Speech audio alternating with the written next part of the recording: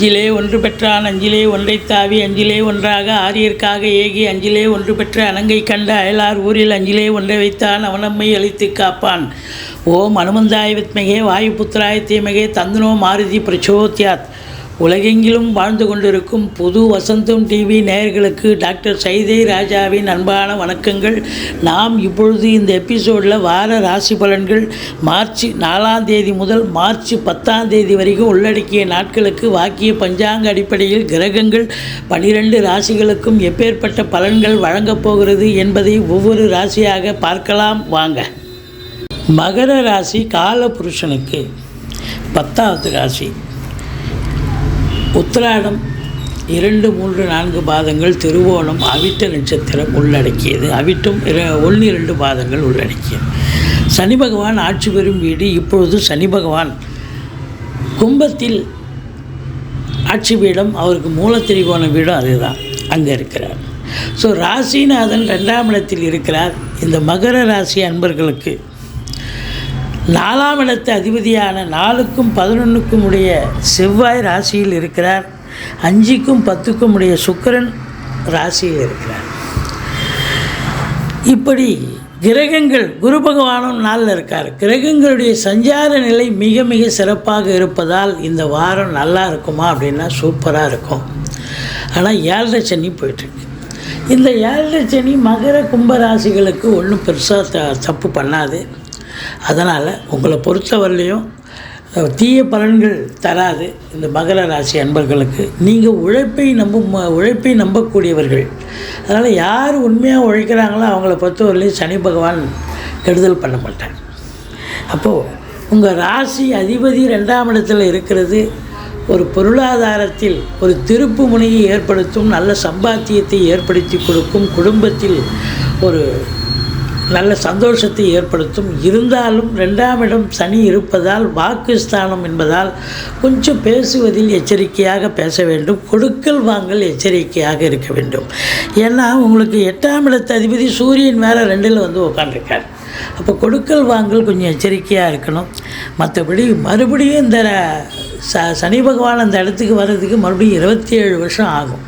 அப்போது ஒரு ராசிநாதன் நல்ல நிலையில் இருக்கிறார் என்று சொன்னால் அப்போது உங்களுடைய அபிலாஷைகள், எண்ணங்கள், கோரிக்கைகள் நிறைவேறும் அல்லவா? திருப்திகரமான காலம்தான். உங்களை பொறுத்தவரையிலையும் 3ஆம் இடத்தில் ராகு இருக்கிறார். ஒரு அமோகமான பலன்களை பார்க்க போகிறீர்கள். தொட்டதெல்லாம் தொடங்க போகிறது. வியாபார ரீதியாக, உத்தியோக ரீதியாக உங்களுக்கு எல்லாம் நல்லது நடக்கப் போகிறது என்று சொன்னால் மிகையாகாது. உங்களை பொறுத்தவரையிலையும் பார்த்தீங்கன்னு சொன்னால் 3ல் ராகு இருக்க கொடுத்து வைக்கணுங்க. பல நிலைகளில் உங்களுக்கு ராஜயோகத்தை வழங்குவார். 3ஆம் இடத்து ராகு, அதாவது எப்பவும் உபஜயஸ்தானத்தில் இந்த ராகு கேதுக்கள் இருந்துட்டாலே ஒரு பெரிய நன்மைகளை வழங்கக்கூடிய என்ன ஒரு மைனஸ் அப்படின்னு பார்த்தீங்கன்னா, இளைய சகோதர சகோதரிகளுக்கும் உங்களுக்கும் கருத்து வேறுபாடு வரலாம். எடுக்கின்ற முயற்சிகள் இமாலய வெற்றி பெறும். நீங்கள் முயற்சி கூட பெரிய லெவலில் திங்க் பண்ணுவீங்க அப்படின்னு சொல்லலாம். மற்றபடி 4ஆம் இடத்தில் குரு பகவான் இருக்கிறார். 4ஆம் வீட்டை செவ்வாய் பார்க்கிறார். அப்போ வீடு வாங்க, மனை வாங்க, தோட்டம் வாங்க, வீடு கட்ட, ஃப்ளாட்டு வாங்க, உங்கள் நீண்ட நாள் எண்ணங்கள், அபிலாஷைகள் நிறைவேறக்கூடிய காலகட்டம். சொத்து பத்தில் இன்வெஸ்ட் பண்ணக்கூடிய ஒரு நிலை இருக்கிறது.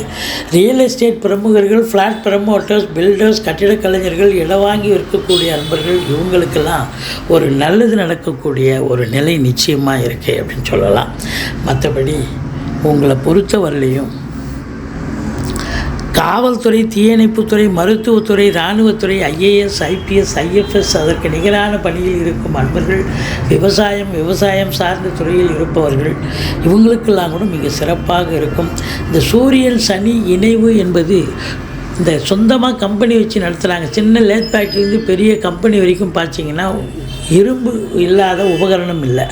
அப்போ பார்த்தீங்கன்னா தொழிற்சாலை, கம்பெனி, இந்த லேத் ஃபேக்ட்ரி, இப்படி இந்த கொண்டு இயங்கி கொண்டிருக்கும் அன்பர்களுக்கு, தொழிலாளி முதலாளிகளுக்கும் சில பிரச்சனைகள் வந்தாலும் அது கருத்து வேறுபாடு இருந்து அது சரி செய்யப்படும். இருந்த போதிலும் தொழில்துறை சிறந்து விளங்கும். தொழிலதிபர்களுக்கு ஒரு முன்னேற்றகரமான ஒரு நிலை இருக்கும் என்று சொன்னால் மிகையாகாது. தந்தைக்கு இடர்பாடுகள் வரலாம், இன்னல்கள் வரலாம், தந்தைக்கும் உங்களுக்கும் கருத்து வேறுபாடு வரலாம். மற்றபடி உங்களை பொறுத்தவரையிலையும் பார்த்தீங்கன்னு சொன்னால் இந்த ரியல் எஸ்டேட் பிரமுகர்கள், ஃப்ளாட் ப்ரமோட்டர்ஸ், பில்டர்ஸ், கட்டிட கலைஞர்கள், இடம் வாங்கி விற்கக்கூடிய அன்பர்கள், இவங்களுக்கெல்லாம் கூட ஒரு அற்புதமான காலகட்டம். திடீர் அதிர்ஷ்ட வாய்ப்புகள் தேடி வரும், வரா கடன்கள் வசூலாகும், இன்சூரன்ஸ் பணம் கிளைம் ஆகி கைக்கு வரக்கூடிய ஒரு காலகட்டம். 9ஆம் இடத்தில் கேது இருப்பதால் உங்களை பொறுத்து தந்தைக்கு இடர்பாடுகள் வரலாம், இன்னல்கள் வரலாம். வெளிநாடு செல்லக்கூடிய அன்பர்கள் உங்களுடைய தாஸ்தாவஜிகளை சரிவர எடுத்து செல்லுங்கள். இந்த மகர ராசியில் பிறந்தவர்கள் தொழிலை விரிவுபடுத்தலாம், எக்ஸ்டெண்ட் பண்ணலாம், இல்லை கூடுதலாக இன்னொரு பிரான்ச்சு ஓப்பன் பண்ணலாம். இப்படி இருக்கும் பட்சத்தில் உங்களுக்கு சிறப்பாக தொழிலில் இன்வெஸ்ட் பண்ணுறீங்க, அப்போ டபுள் இன்கம் கண்டிப்பாக வரும் அப்படின்னு சொல்லலாம். உத்தியோகம் பார்க்குறவங்களுக்கு சலுகைகள் அனைத்தும் கிடைக்கும். அதாவது ப்ரமோஷனுக்காக காத்திருக்கிறீங்க, இல்லை இன்க்ரிமெண்ட்டுக்காக காத்திருக்கிறீங்க, இப்படி எல்லா சலுகைகளும் கண்டிப்பாக கிடைக்கக்கூடிய ஒரு காலகட்டம் என்று சொன்னால் மிகையாகாது. மொத்தத்தில் பார்க்கும் பொழுது தொழிலில் மேன்மை, உத்தியோக மேன்மை, என்னதான் 7.5 சனி நடந்தாலும் உங்களுக்கு தொழிலில் ஒரு திருப்பு முனை, ஒரு முத்தாய்ப்பான காலம், உத்தியோகத்திலேயும் ஒரு நல்லது நடக்கக்கூடிய ஒரு அமைப்பு கண்டிப்பாக இருக்குது. வேலைக்காக புதுதாக வேலைக்கு முயற்சி செய்கிறவங்களும் தாராளமாக முயற்சி பண்ணலாம். 11ஆம் இடத்தை சனி பார்ப்பதால் எண்ணிய செயல் ஈடேறுவதில் கொஞ்சம் காலதாமதம் எடுத்தாலும் 11th ஹவரில் அது கண்டிப்பாக சக்ஸஸ் ஆகும். மூத்த சகோதரர்களுக்கும் உங்களுக்கும் கருத்து வேறுபாடு ஏற்படும். செலவினங்கள் ஏற்பட்டாலும் உங்களுக்கு சுப செலவுகளை, வீடு வாங்க, மனம் வாங்க, பிள்ளைகளுக்கு கல்வி செலவு, இப்படி எல்லாமே சுப செலவாகத்தான் அமையுமே ஒழிய உங்களுக்கு பாருங்கள் எல்லாமே சுப செலவு தான். அசுப செலவுக்கு இங்கே இடம் கிடையாது. நீங்கள் வணங்க வேண்டிய தெய்வம் பிள்ளையாரை வழிபாடு செய்யுங்கள், துர்க்கையை போற்றுங்கள். இந்த வாரம் மகர ராசியில் பிறந்த அன்பர்களுக்கு நல்ல ஒரு யோகமான, ஒரு சந்தோஷகரமான ஒரு வாரமாக விளங்கப் போகிறது.